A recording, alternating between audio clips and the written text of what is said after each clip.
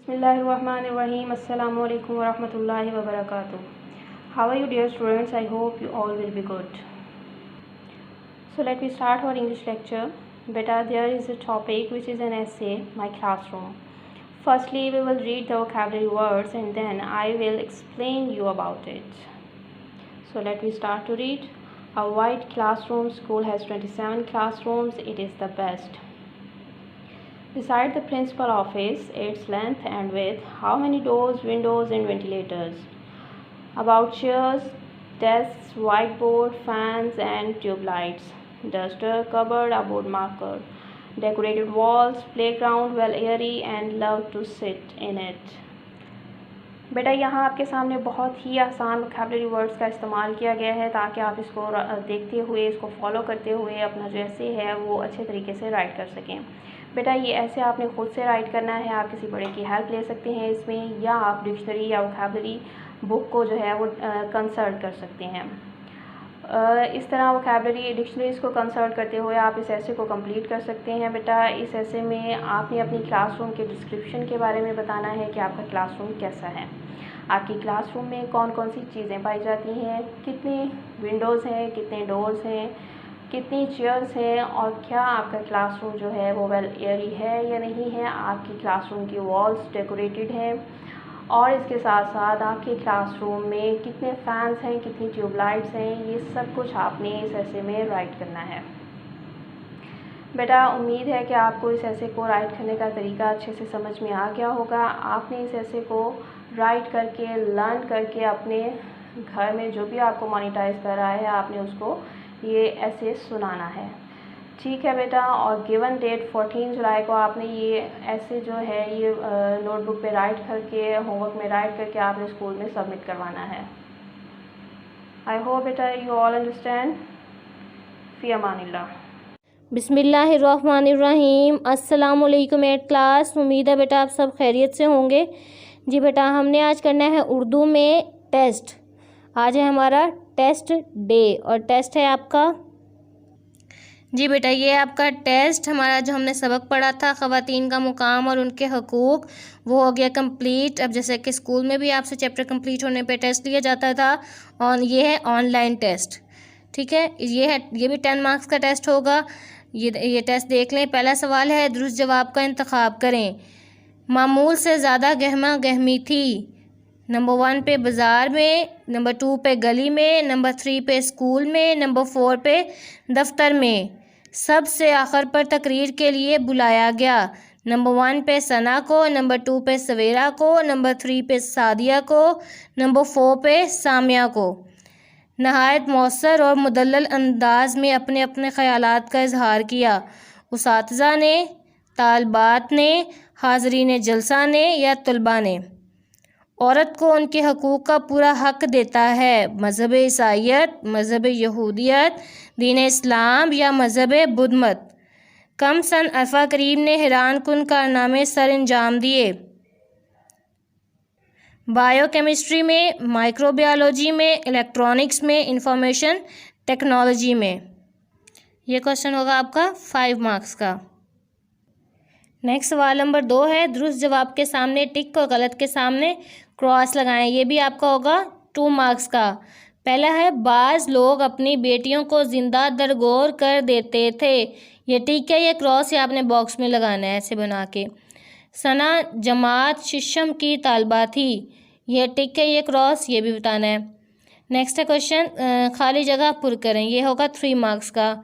शरीक हयात के नानो नफ़का की ज़िम्मेदारी डैश है। बड़ी खूबसूरती से डैश को सजाया गया। तकरीरी मुकाबले के मौजू का मुख्तसर तारुफ डैश ने पेश किया। जी बेटा ये आपके 10 मार्क्स का टेस्ट है। आपने दोबारा से बता रही हूँ कि आपने इस टेस्ट को अपने पेरेंट्स की निगरानी में करना है, अच्छे से पढ़ के और ध्यान से प्यारी प्यारी राइटिंग में लिखना है। और इसको अपने नोटबुक के ऊपर डेट और ऑनलाइन टेस्ट के तौर पर आपने इसको मेंशन करना है। और जब आप लोग स्कूल में नोटबुक्स भेजेंगे तब मैं ये लाजमी चेक करूँगी और आपको इसके मार्क्स भी मिलेंगे। अच्छे से टेस्ट करिएगा, अपना ख्याल रखिएगा। फ़ी अमानिल्लाह, अल्लाह हाफिज़।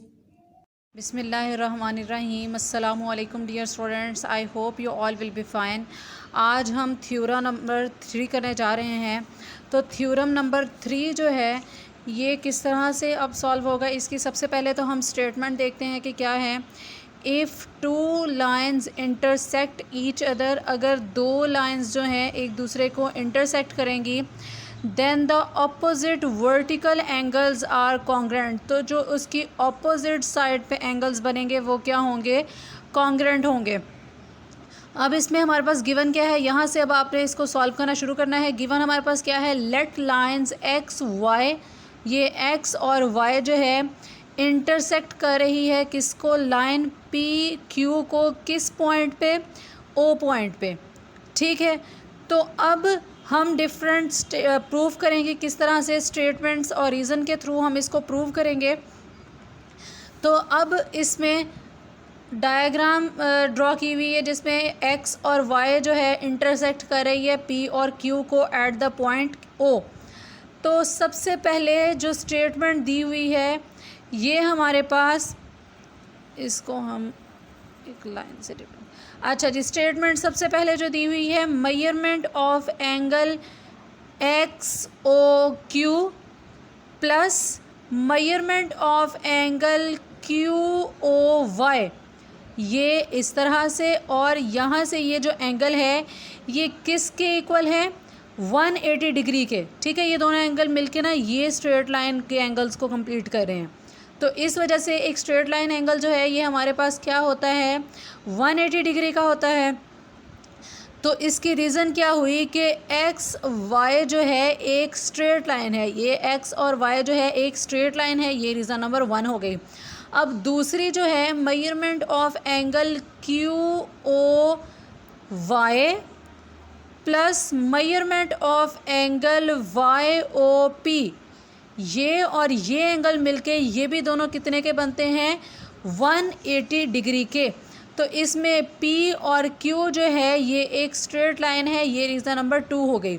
अब इसमें measurement of angle X O Q plus measurement of angle Q O Y is equal to measurement of angle Q O Y plus measurement of angle Y O P, ये दोनों जो हैं एक दूसरे के इक्वल हैं। ये इन जो रीज़न नंबर 1 और 2 थे इन दोनों को कंबाइन करने के बाद जो है ये हमारे पास स्टेटमेंट आई है। अब 10 measurement of angle X O Q is equal to, X O Q जो है ये किसके इक्वल है, measurement of angle Y O P के। ये और ये जो है ये दोनों एक दूसरे के इक्वल हैं। Subtracting angle Q O Y, Q O Y जो है ये माइनस करने के बाद ये एंगल और ये एंगल जो है आपस में इक्वल हैं। So angle X O Q, जो एक्स ओ क्यू एंगल है अप्रॉक्सीमेटली इक्वल है एंगल वाई ओ पी के। ठीक है, कंप्लीट नहीं, अप्रॉक्सीमेटली इक्वल। तो ये similarly angle Y O Q जो है, Y O Q angle approximately equal to X O P. ठीक है जी, ये आपका थ्योरम नंबर 3 है। तो अब इसमें जो है ये एंगल 3 हमारे पास थ्योरम नंबर 3 है। इसकी रीज़न स्टेटमेंट्स जो इसकी इसमें गिवन है वो सब कुछ जो है एक्सप्लेन कर दिया गया है। आपने अब क्या करना है, इसको बार बार प्रैक्टिस करना है अपनी नोटबुक्स पे, और इसके जो भी रीज़न है, स्टेटमेंट किस तरह से बनती है, उस स्टेटमेंट की रीज़न क्या होती है, ईच एंड एवरीथिंग जो है आपको आनी चाहिए। अल्लाह पाक आपके इल्म में इजाफ़ा फरमाए। फ़ी अमान अल्लाह।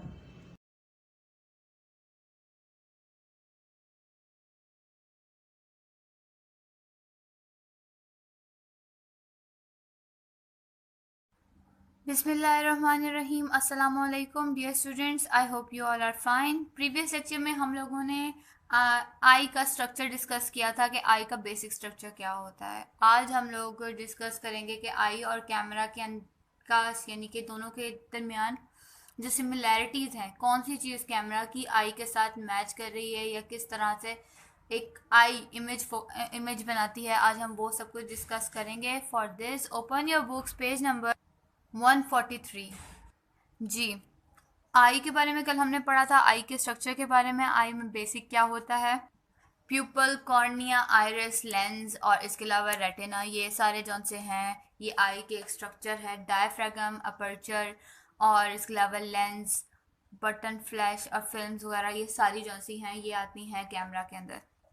तो जो सा हमारी आई है, आई के अंदर क्या काम, कौन सी चीज़ करती है। जो आइरस है वो डायफ्रागम की जगह पे मदद देता है, यानी कि उसको खुलने में और बंद होने में मदद देता है। आई को फोकस करने में मदद देता है। प्यूपल जो है उसका फ्रंट पार्ट, आई का फ्रंट वाला बॉल जो कि हेल्प देता है, उसको हेल्प देता है आइरस, ताकि वो जूम करके, अगर कम लाइट होती है तो आप देखें हमारी जो सी आई का अंदर वाला बॉल है, जब हम उसको किसी गौर से किसी चीज़ को देखते हैं तो वो थोड़ी सी बड़ी हो जाती है, थोड़ा सा उसमें माइनर सा डिफरेंस आता है। और जब हम लोगों के ऊपर कोई फ्लैश लाइट टाइप पड़ती है तो हमारी आइज़ चुंधिया जाती हैं, यानी कि वो बहुत छोटे डिम जो हमारी आई का अंदर बॉल होता है वो छोटा हो जाता है। ये सारा कुछ आइरस हैंडल करता है, फोकसिंग भी और मैनेजिंग भी वही आइरस है जो कि आई बॉल को स्मॉलर और बिगर करके दिखाता है हमें। और जो अपर्चर है वो जौन सा है, जो अपर्चर है वो जो है कैमरा का आई का प्यूपल है, जो कि इमेज को यानी कि देख रहा है, यानी कि इमेज को अंदर लेके जाता है, लेंस में से गुजारता है और पीछे इमेज फॉर्म करता है। इमेज जौन सा होता है लेंस का और कैमरे का सिमिलर होता है, रियल और इन्वर्टेड इमेज बनता है। कन्वेक्स लेंस इस्तेमाल होता है, इस वजह से रियल और इन्वर्टेड इमेज बनता है। लेकिन कैमरा में जो इमेज बनता है वो बिल्कुल सीधा बनता है, लेकिन हमारी आई के अंदर बैक पे इमेज बनता है, रेटिना पर, फोकल पॉइंट पे ऑफ रेटिना पर बनता है। ये जिस तरह ये फोकल पॉइंट ऑफ रेटिना है, यहाँ पे इमेज अगर हमारा बनेगा, लेकिन जो हमारा इमेज बनेगा वो उल्टा बनता है। हमारा जो इमेज होता है वो उल्टा बनता है, और वो हमारी जो आई में जो इमेज बनता है वो हमेशा उल्टा बनता है। और वो जो इमेज होता है वो उसको बैक पे हमारा ऑप्टिकल नर्व जो है वो इमेज ब्रेन तक लेके जाता है, और ब्रेन जो है वो आगे उसको सीधा करती है इमेज को, उसकी पोजीशन जो सी है वो चेंज होती है। अगर दूर की चीज़ फोकस करनी होती है तो उसके लिए सेलरी नर्व जो से होते हैं हमारी आई के निचले नर्व, सेलरी मसल जो से होते हैं, आई का हमारा एक मसल है वो जो है वो रिलैक्स हो जाता है, वो अपने यानी कि जो आई बॉल होता है उसको बड़ा करने में मदद देता है, जिसकी वजह से हम दूर के इमेज को बहुत इजीली फोकस कर सकते हैं without anything, without use of any दूरबीन।